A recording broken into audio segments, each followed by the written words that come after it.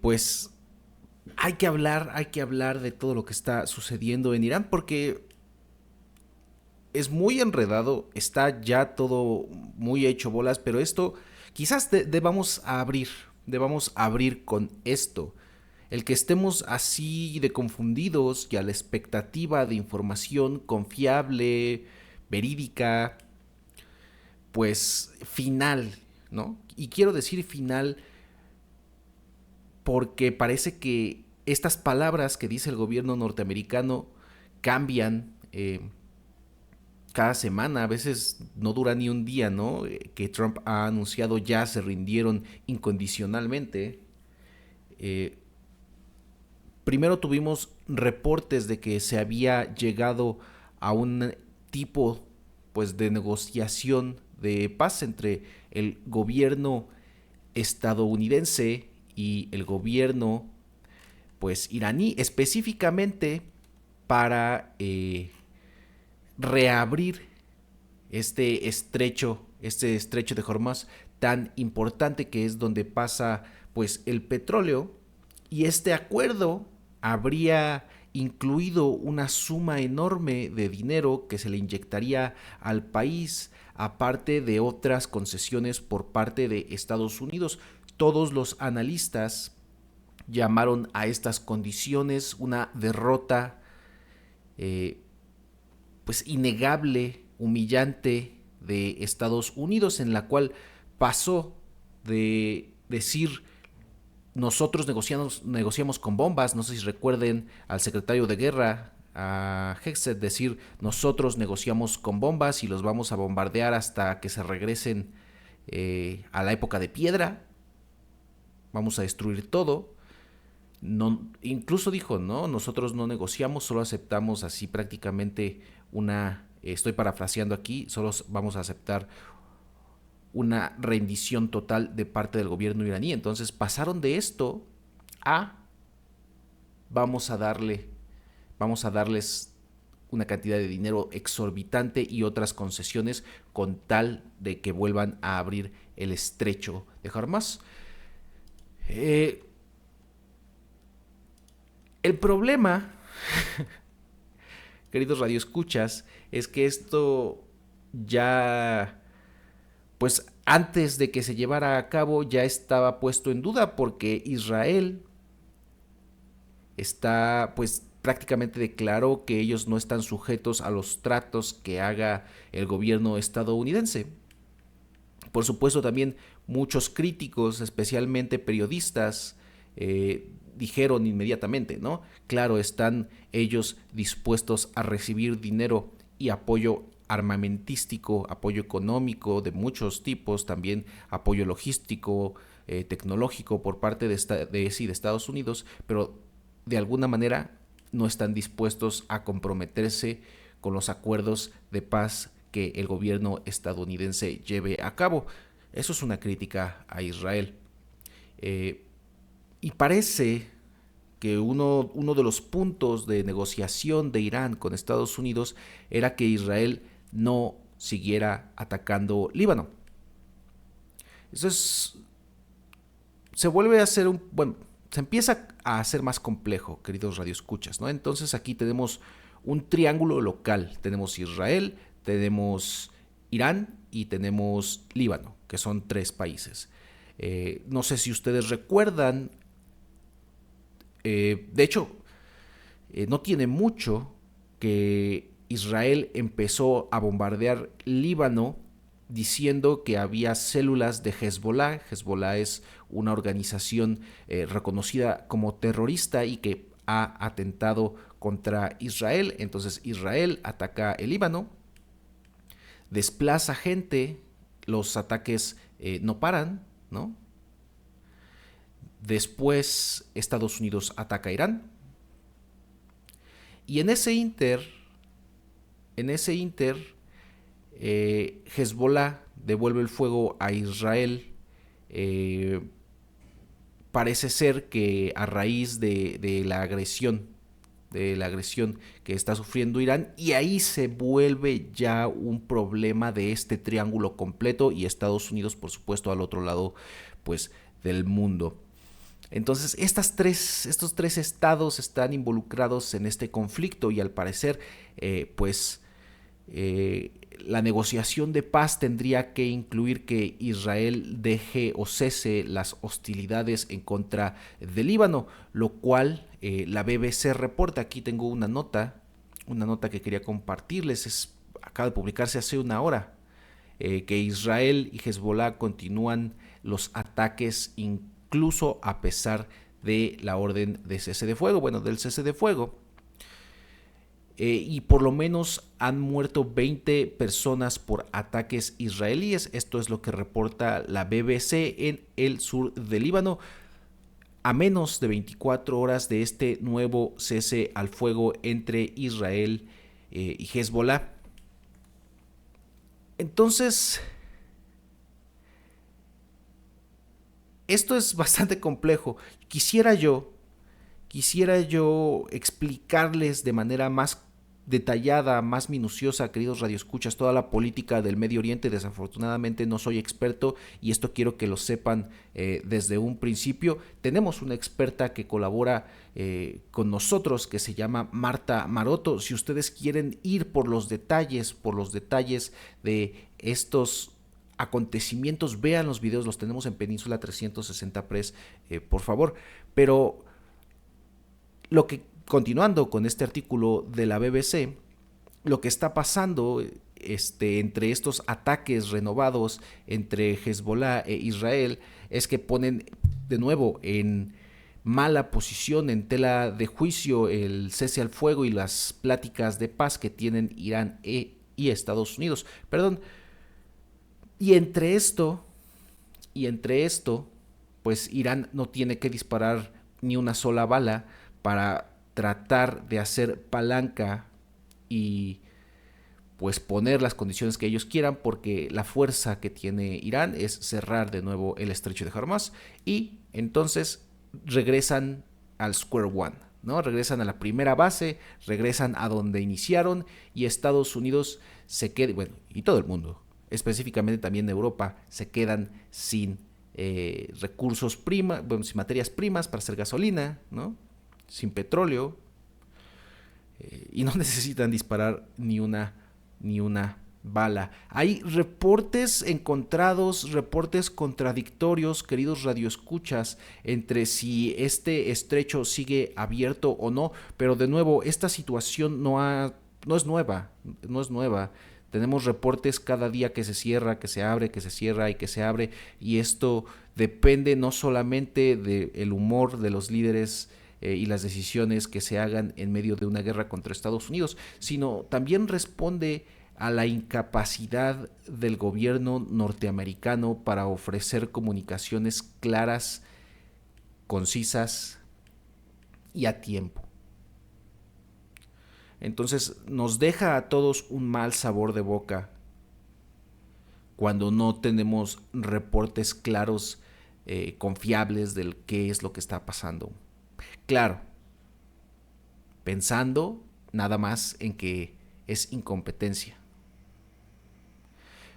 Pensando en que esta falta de información es nada más pues falta de expertise y de prontitud en reportar las cosas por parte del gobierno estadounidense, pero desafortunadamente en esta época podríamos decir también que sospechamos, al menos yo sospecho que hay un interés activo en reportar y en entregar información, en el mejor de los casos poco precisa, en el peor falsa.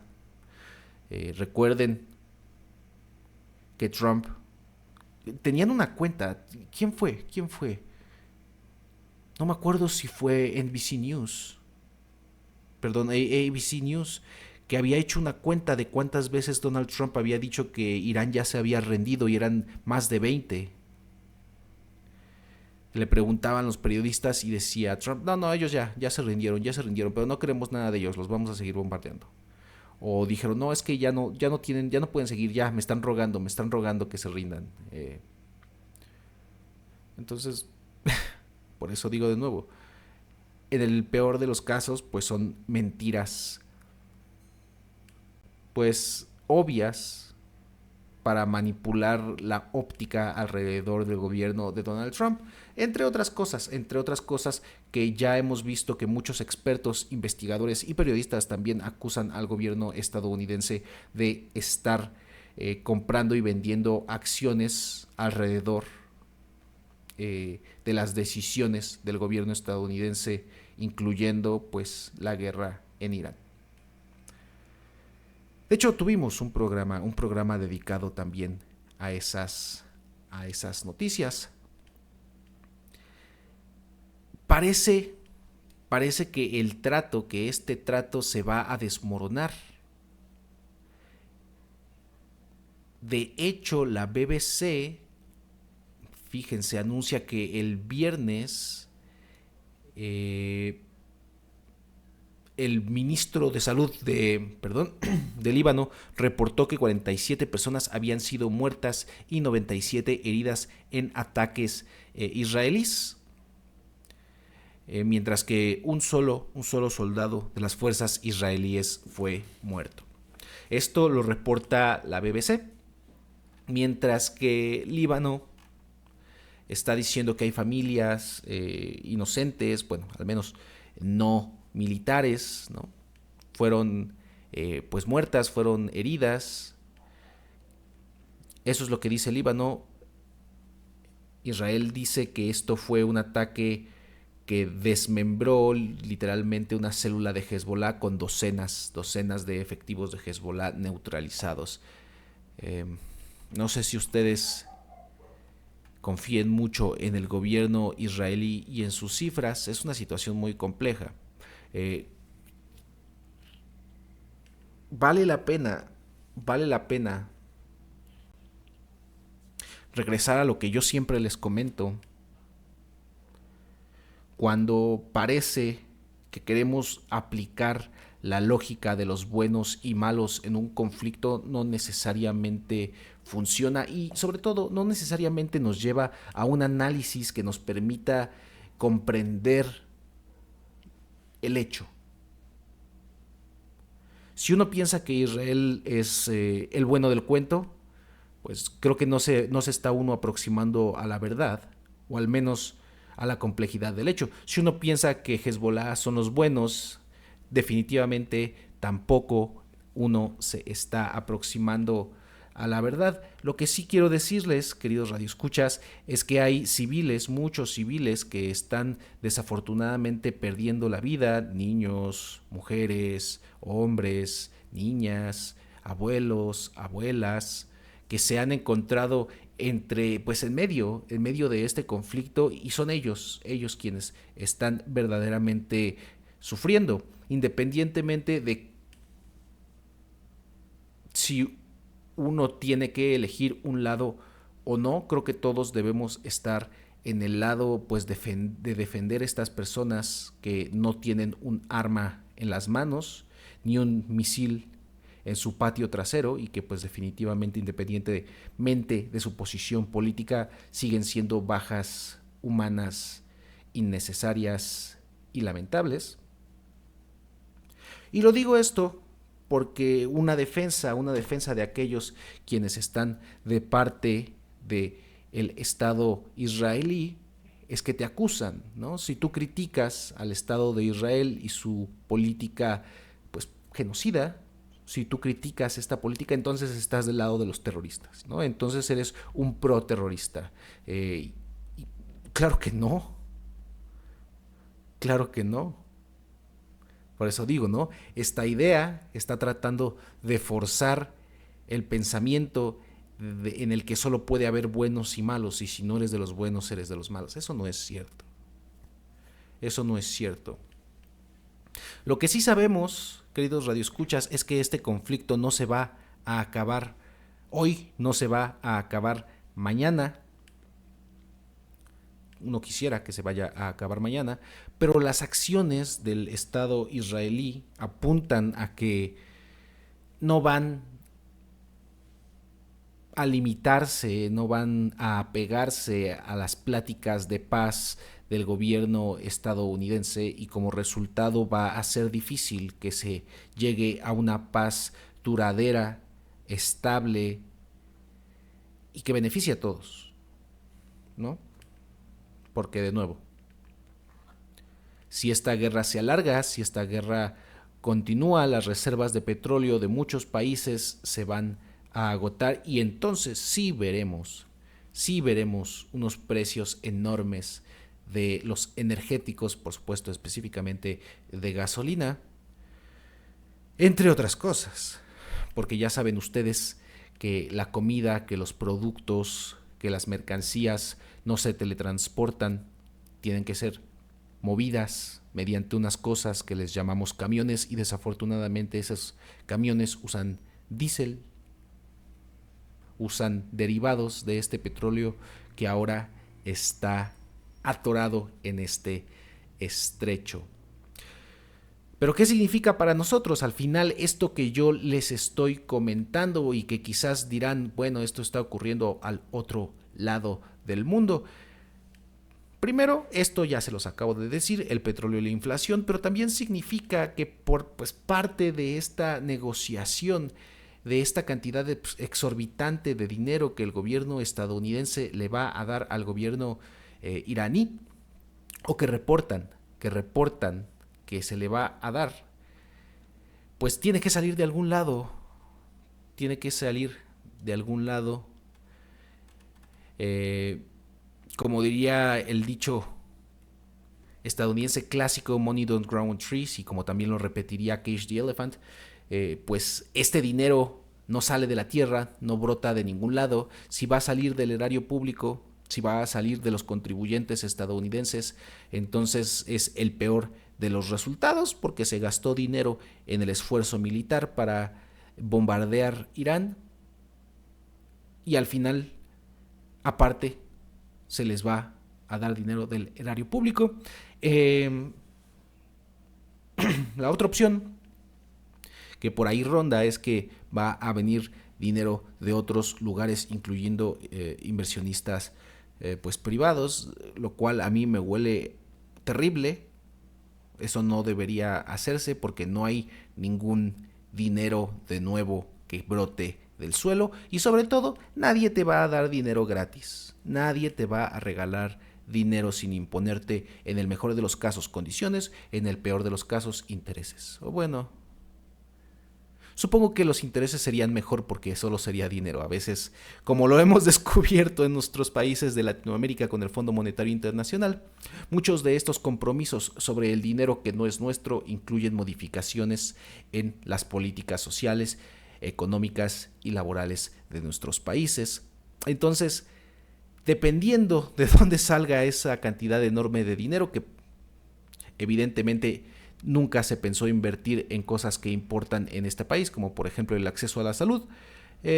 Independientemente de dónde provenga, tendremos que esperar a la cifra total, a la cifra oficial dada por el gobierno norteamericano, que no lo sé en estos momentos si sea muy fiable, pero vamos a esperar también a otras fuentes, sobre todo de cómo termina esta negociación y cómo termina las supuestas limitaciones al plan de enriquecimiento pues de materias primas para fabricar armas nucleares por parte del Estado de Irán, que de nuevo todo está en un gran limbo, todo está en un gran, pues sinceramente en una gran nube de desinformación en este momento. Pero ¿qué les parece si vamos con una rolita antes de seguir en estos temas tan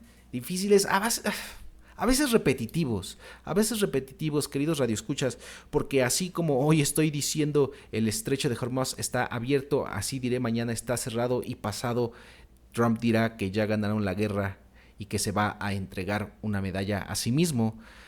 Pero hay que mantenerse desafortunadamente enterado, viviendo en el aquí y el ahora, aunque a veces parece que estamos viviendo en un círculo, estamos viviendo en el Groundhog Day, dirían por ahí los cinéfilos, ¿no? Estamos reviviendo este hecho una y otra vez. Estamos ya bastante entrado el programa, pero no quiero dejar pasar más tiempo porque esta es una nota muy importante. Está en Península 360 Press, es de Pamela Cruz, y es que Newsom denuncia persecución política y exige transparencia a la Casa Blanca.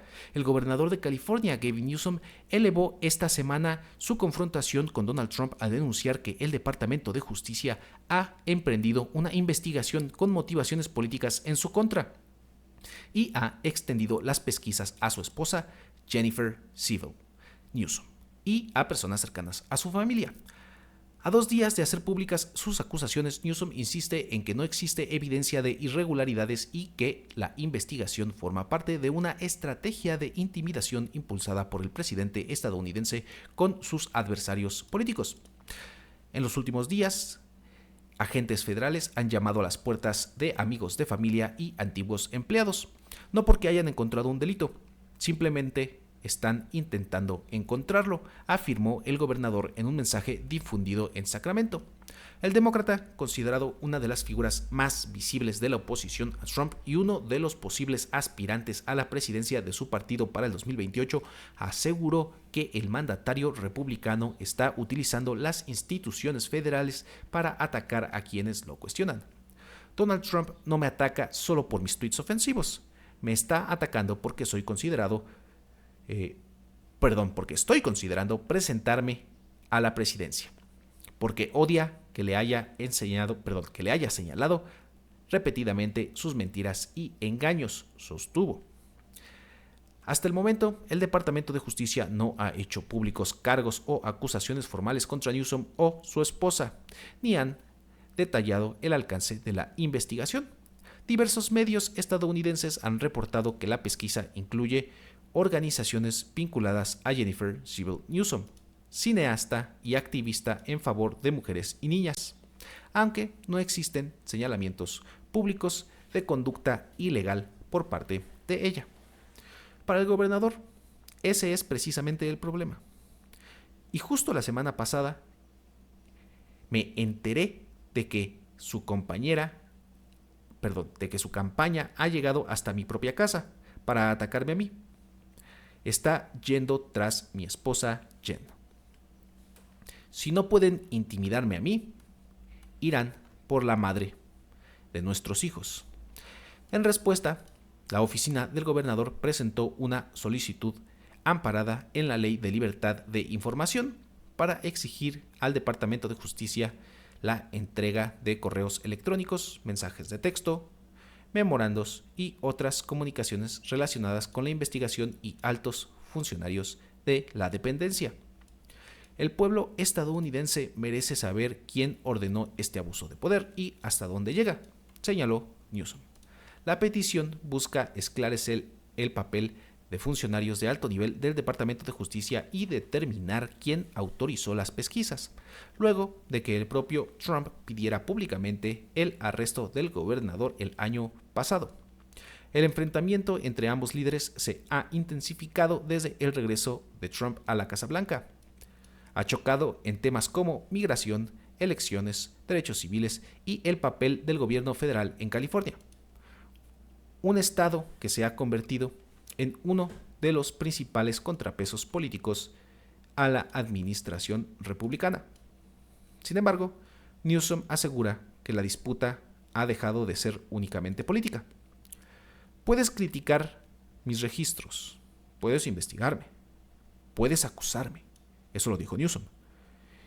Incluyan mi nombre en todas y cada una de las listas de enemigos que tengan, pero dejen a mi esposa y a mi familia fuera de su venganza personal. El gobernador fue aún más directo al dirigirse al presidente. Señor presidente, venga tras de mí. No me voy a ir a ninguna parte.